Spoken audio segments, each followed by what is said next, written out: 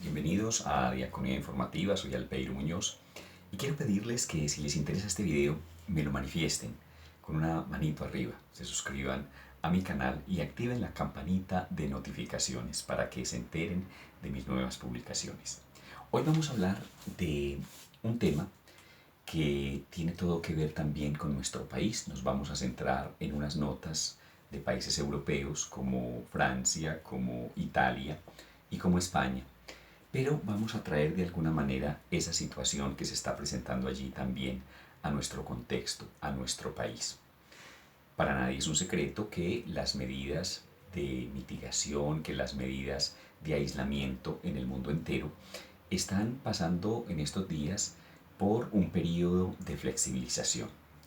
Cada uno de los países está mirando cómo puede volver a la normalidad, cada uno dependiendo del grado de contagios, dependiendo de la problemática local que se haya presentado, está estableciendo estrategias. Y cada país le está pidiendo a cada uno de los sectores de la vida social, de la vida económica, de la vida productiva, que plantee unos protocolos para poderse reinsertar a su actividad normal, para que se pueda producir, para que todas las actividades de la sociedad no se paren y no tengamos de pronto, desde el punto de vista económico-social, males mayores que la misma pandemia. El asunto no es sencillo porque cada uno de los gremios, cada una de las actividades, de las líneas de trabajo, pues tiene sus razones, quiere salir a producir, quiere salir a retomar lo que antes tenían como realidad, pero el gobierno o los gobiernos, en este caso del mundo entero, le imponen a cada una de esas actividades unas restricciones. ¿Cuál es el tema que se plantea entonces en ese contexto? Pues cuáles son las actividades más relevantes, cuáles de pronto podríamos llamarlas así secundarias, cuáles son vitales, cuáles no lo son, y de qué manera las que no lo son, incluso las que lo son, pues van a establecer esos protocolos. ¿Cuáles son esos protocolos? En cabeza de los gobiernos está el aceptar o no esas realidades. Vamos a mirar específicamente, como les decía al comienzo, dos casos. Casos que de alguna manera también se están dando en España, pero básicamente nos vamos a apoyar en Francia y en Italia. Tenemos tres notas que nos hablan de esto que les he dado como introducción. La primera, vamos a hablar de la Iglesia en Francia, que se siente de alguna manera ofendida por las determinaciones del calendario establecido por el presidente Macron para el desconfinamiento. Vamos a hablar también de el malestar que existe en la Iglesia Católica, en este caso no en Francia, sino en Italia, que vive unas condiciones similares, porque el gobierno italiano, a pesar de que ha abierto otras actividades, a la Iglesia no le permite todavía entrar en su dinámica habitual. Y en medio de todo esto, al final, vamos a tener una nota que yo creo que es positiva y que de alguna manera es como una respuesta a todo esto que se está suscitando. Recordemos que estamos en el mes de mayo y en Italia se tuvo una iniciativa muy bella, una iniciativa que puede que no haya sido tomada oficialmente por otros países católicos, pero que muy seguramente todos la llevamos en el corazón. La iniciativa de consagrar el mes de mayo, como siempre, a la Santísima Virgen María, y consagrar nuestras ciudades, nuestros países, a la protección de la Santísima Virgen. Italia lo hizo de manera oficial, lo hizo el 1 de mayo para que todo el mes fuera un mes consagrado a la Santísima Virgen María. Bueno, vamos a estar hablando de todos estos temas que básicamente se resumen en uno solo. ¿Cuáles son las posibilidades de la Iglesia en estos momentos de flexibilización de las medidas de aislamiento? Vámonos a la primera nota que tiene que ver con Francia. La Iglesia en Francia, como les decía en los titulares, pues está ofendida por las determinaciones del calendario de desconfinamiento en ese país. Parece ser que para este 11 de mayo, este lunes, que también nosotros aquí en Colombia lo teníamos establecido como el fin del aislamiento o por lo menos el momento en que el aislamiento iba a ser más flexible, pues en Francia hay una situación similar. Para esa fecha se espera que se abra el comercio, que se abran incluso los museos. Los museos que para la sociedad francesa y para el mundo entero pues son muy importantes, pero que revisten también unas características que hacen que se tengan que tomar unas medidas de protocolo de seguridad que de pronto pueden ser también muy estrictas. Sin embargo, a pesar de todo eso, el comercio y los museos van a estar abiertos en Francia. Hasta ahí todo está muy bien.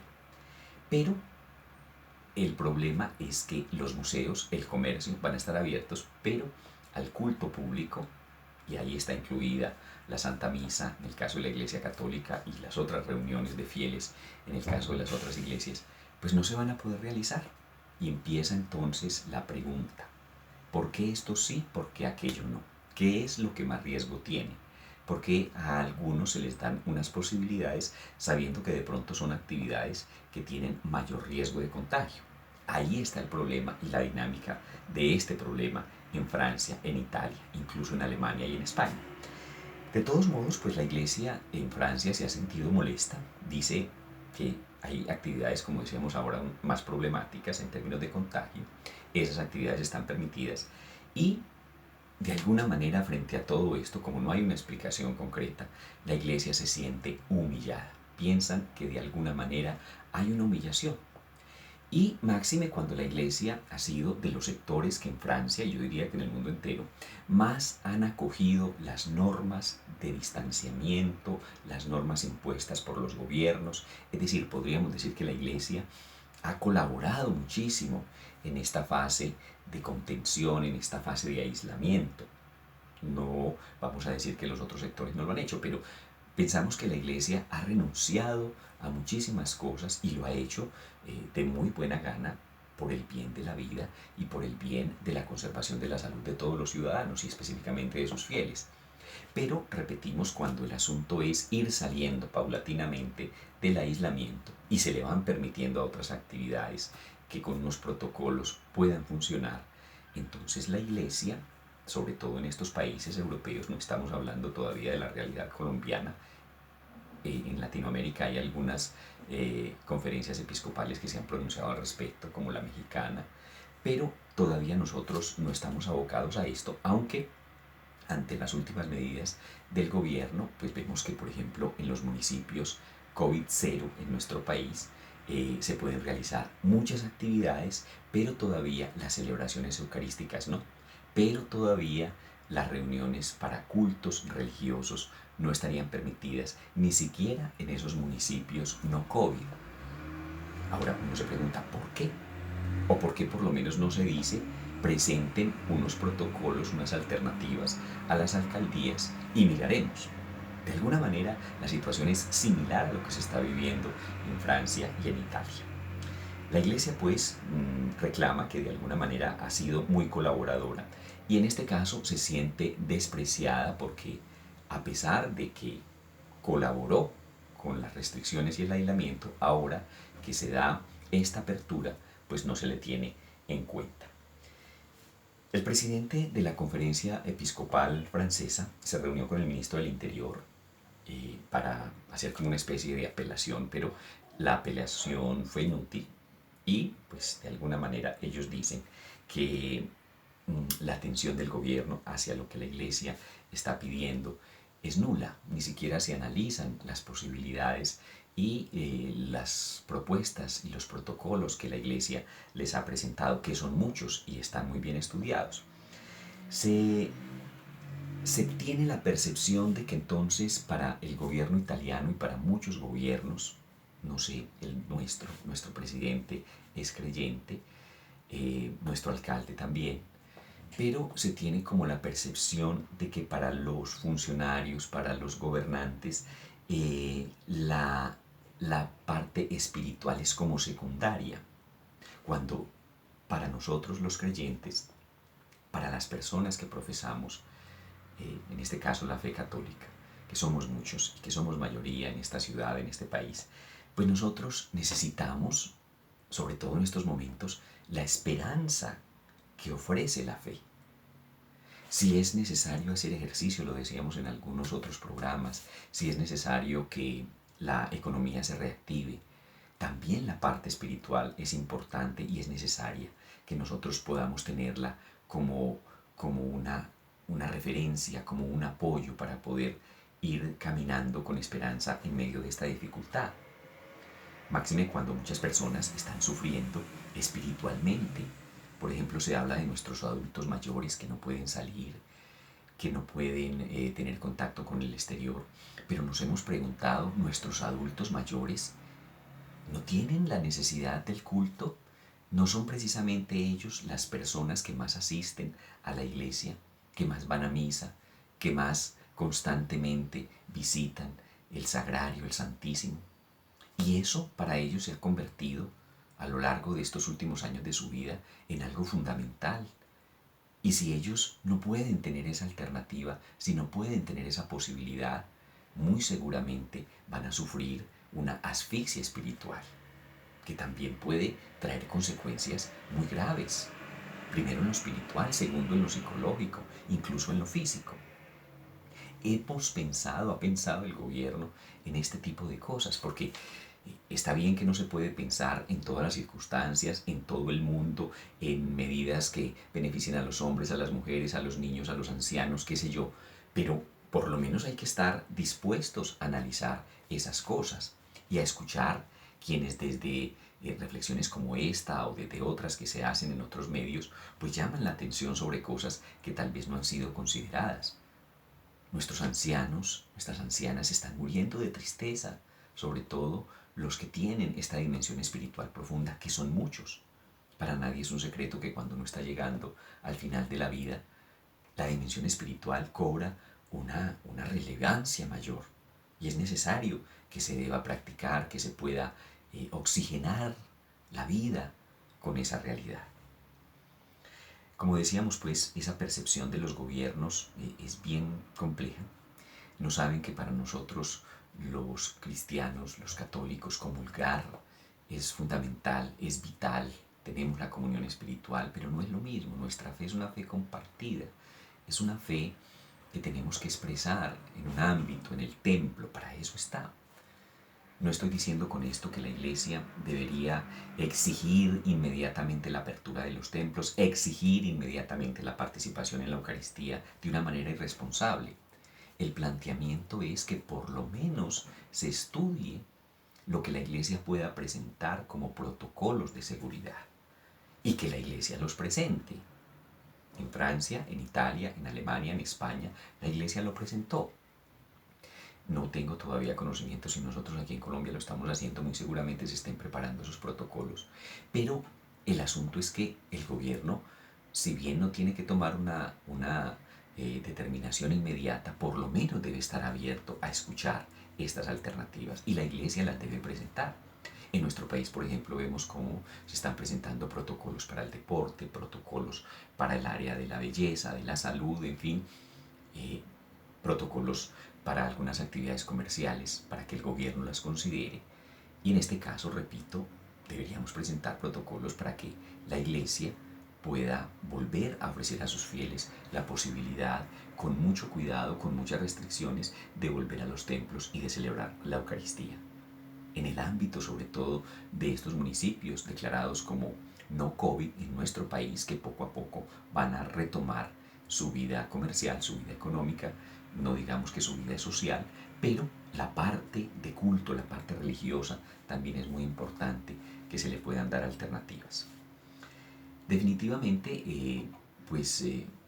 esto también tiene otras connotaciones difíciles, complicadas, porque es que nos estamos adentrando también, no solo en estos países europeos, sino también en nuestro país podría suceder, nos estamos entrando en aquella situación de la libertad de cultos, qué tanto se está respetando, qué tantas alternativas y posibilidades se están brindando en ese sentido o no. Pero repetimos, ¿por qué se da esta consideración y por qué se da esta incomodidad? Porque como hay algunos sectores que están abriendo, que se les está permitiendo salir, entonces la pregunta es, ¿por qué a la iglesia no? ¿O por qué no se estudia de alguna manera los protocolos que la iglesia presenta y que quiere instaurar? Repito, no es nuestro caso, no estoy hablando de lo que está sucediendo en Medellín ni en Colombia, está sucediendo en Europa, pero es importante que nosotros lo analicemos para que no nos ocurra a nosotros y para que desde ya ahora que se están flexibilizando todas estas medidas, nosotros también tengamos una posición clara al respecto.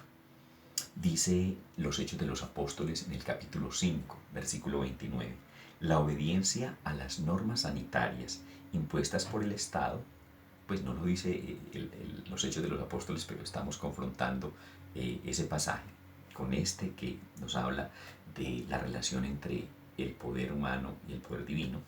La obediencia a las normas sanitarias impuestas por el Estado no deben implicar en ningún momento la renuncia a los derechos de Dios. Y aquí sí, casi que textual citamos los Hechos de los Apóstoles, el capítulo 5, versículo 29. Los derechos de Dios y las estipulaciones de Dios están por encima de los derechos de los hombres y de las estipulaciones de los hombres.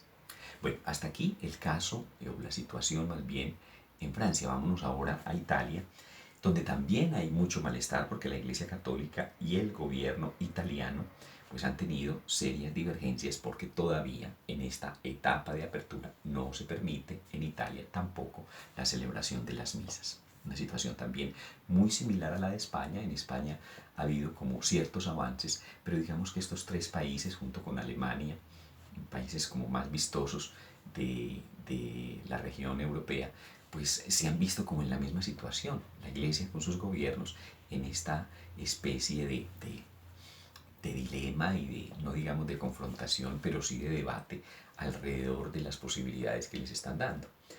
Vamos a hablar en este momento de Italia. Ustedes saben que allí pues está el Vaticano, no pertenece a Italia, pero está dentro de esa circunscripción geográfica territorial.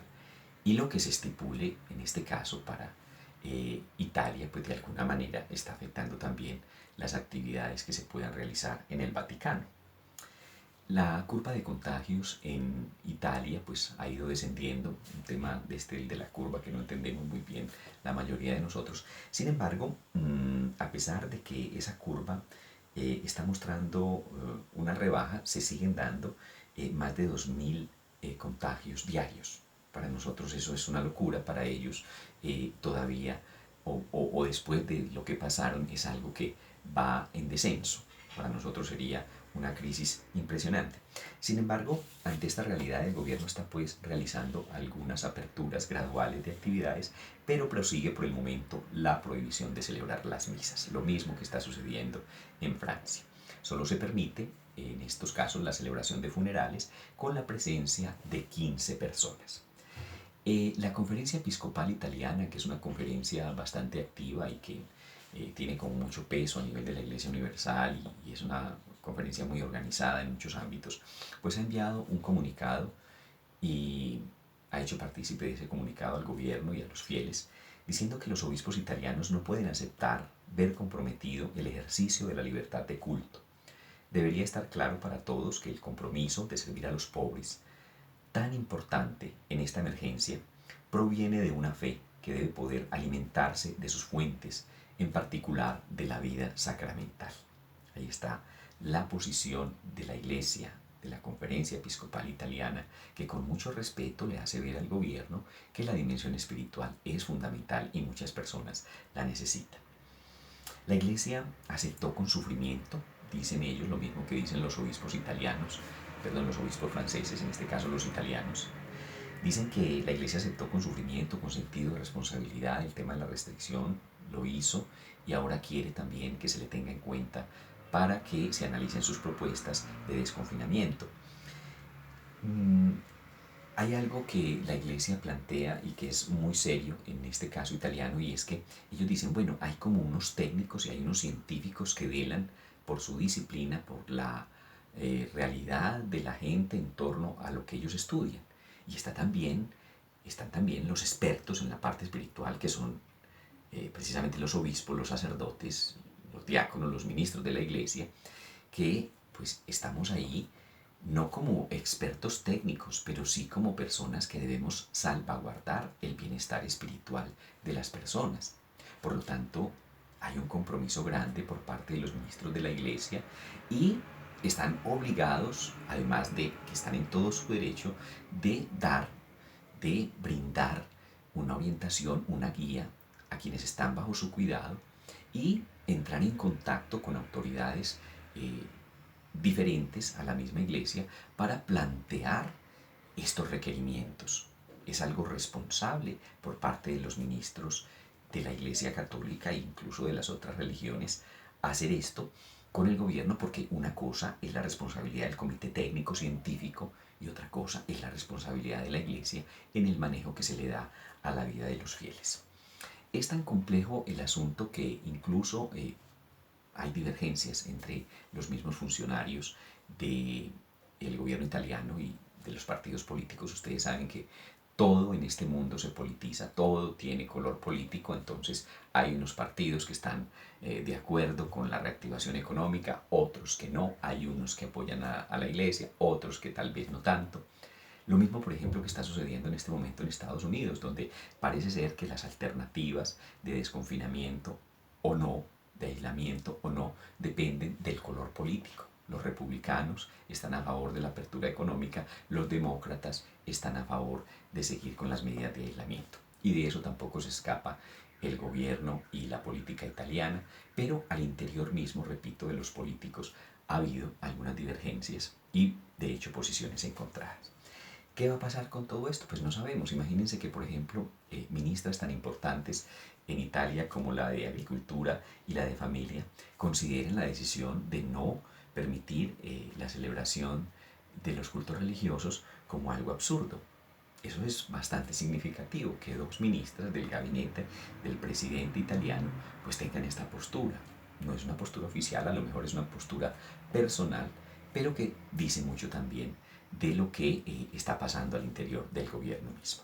Pero bueno, dejemos de lado toda esta negatividad, si así se puede decir, y pensemos en una iniciativa que también se da en Italia y que es muy bella. Yo diría que se da como respuesta a todo esto, porque todo esto es como muy circunstancial, muy de gobierno, muy de jerarquía, muy de peticiones, muy de aceptar protocolos. Pero a la larga nosotros también tenemos una dimensión espiritual muy importante, una fe, una devoción, una esperanza, que dejando de lado todas estas consideraciones que hemos hecho hasta ahora, pues se basa en lo que creemos, en lo que profesamos, en lo que sentimos. Y es por eso que esta iniciativa en Italia me ha parecido muy bella y ojalá nosotros, pues yo sé que todos tenemos el mes de mayo como el mes mariano, rezamos el rosario, en fin, pero qué bonito esto que hizo la Conferencia Episcopal Italiana y los católicos en Italia de consagrar el país desde el 1 de mayo, en este mes mariano, a la Santísima Virgen María. Una iniciativa dándole como respuesta a todo esto, a toda esta cantidad de situaciones complejas que a veces los seres humanos no sabemos cómo manejar y que necesitan de la ayuda divina, y en este caso del acompañamiento de la Santísima Virgen María. Este mes, pues todos sabemos que es un mes marcado por el rezo del Santo Rosario. Si estuviéramos en condiciones de libertad de circulación, pues sería como todos los años un mes de peregrinaciones, de asistencia a los santuarios, de procesiones, de muchas expresiones de cariño y de afecto a la Santísima Virgen María. Pero en el contexto de lo que está sucediendo, el hecho de que un país sea consagrado a la Santísima Virgen María pues tiene mucho significado, y en este caso Italia, máxime cuando pues acabamos de escuchar toda la problemática que se está suscitando allí entre la Iglesia y el gobierno. El acto, repito, tuvo lugar el pasado 1 de mayo en el santuario de Nuestra Señora de Caravaggio. Ahí estamos viendo las imágenes de ese santuario muy bello, conocido también como la iglesia de Santa María de la Fuente. Este santuario tiene la particularidad de que está ubicado en la región de Lombardía. No sé si recuerdan que en anteriores oportunidades hemos hablado de Lombardía, de Bérgamo, y hemos dicho que en Italia son una de las regiones más afectadas por el problema de los contagios, incluso de las muertes. Entonces tiene mucho significado que en un santuario que está ubicado en esta región, pues se tenga como sede de esta consagración de la Santísima Virgen María.